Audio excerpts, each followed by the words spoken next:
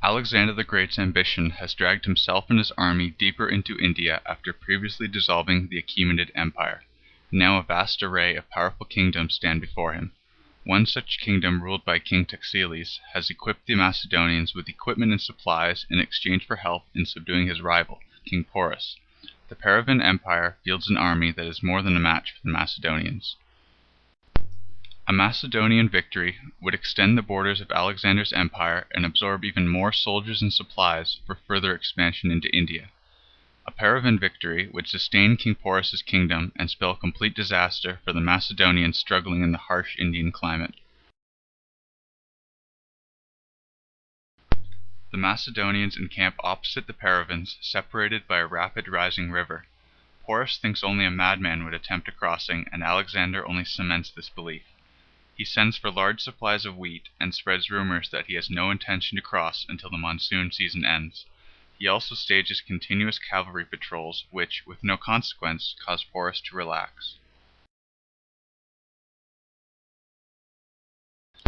Under the cover of an intense storm, Alexander moves a large portion of his army upriver to a previously discovered crossing.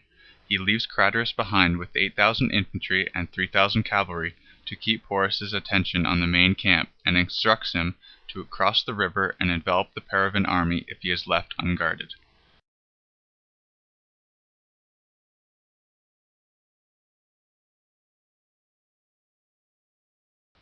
Alexander begins his crossing.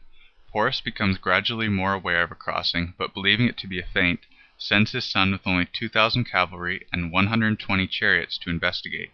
It is too late, however. Alexander's force has already crossed the river and promptly annihilates this force.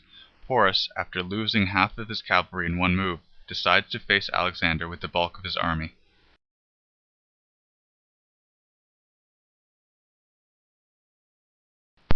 Porus deploys his infantry behind the war elephants in the center, protected by cavalry on the flanks, with a reserve of infantry and war elephants just behind his line. He leaves an infantry contingent to disrupt any attempted crossing by Craterus. Alexander deploys the phalanx, which includes his elite hippocysts in the center, backed by archers. He divides his cavalry in half. One half including his elite companions and Scythian horse archers on his right wing, and the other half hidden on his left wing. He plans to eliminate Porus's cavalry and then hit with the phalanx. The Macedonian horses' fear of the elephants prevent a charge on the main line, so Alexander seeks to lure Porus's cavalry away from them.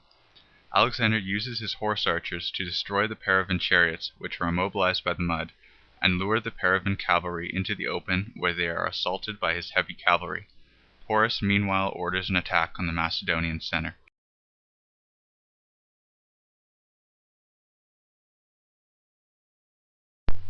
Porus sees his left-wing cavalry in danger and shifts his right-wing cavalry to aid it. Conus, following this movement, circles behind the Pauravin line to attack the rear of the Pauravin cavalry. Porus's attack on the Macedonian center is a bloodbath. The Macedonian phalanx is not accustomed to full war elephant charges and is gradually giving ground.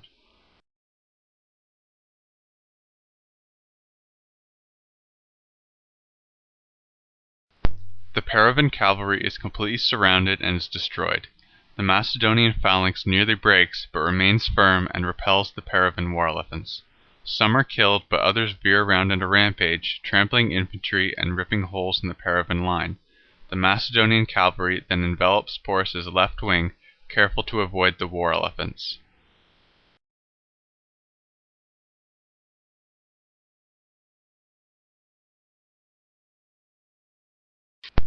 Porus knows he is in great danger and makes one last counterstroke with his reserve. His infantry is engaged with the Macedonian cavalry, so he uses 40 war elephants in a desperate charge against the Macedonian phalanx.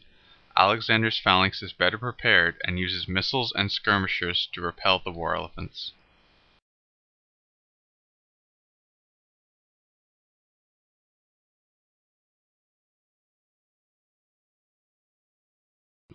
Panic quickly spreads the Pauravin camp, and its garrison flees along with any infantry capable of fleeing the Macedonian envelopment, while Craterus's force pursues.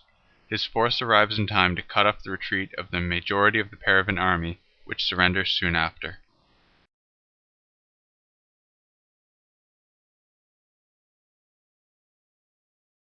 Alexander spared Porus's life and allowed him to continue ruling his kingdom, albeit in Alexander's name.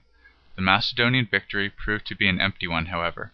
Alexander's exhausted army mutinied shortly after and refused to undertake any further conquest. The Macedonians were forced to cross the Gedrosian desert and suffered horrendously for the chance to sail back home.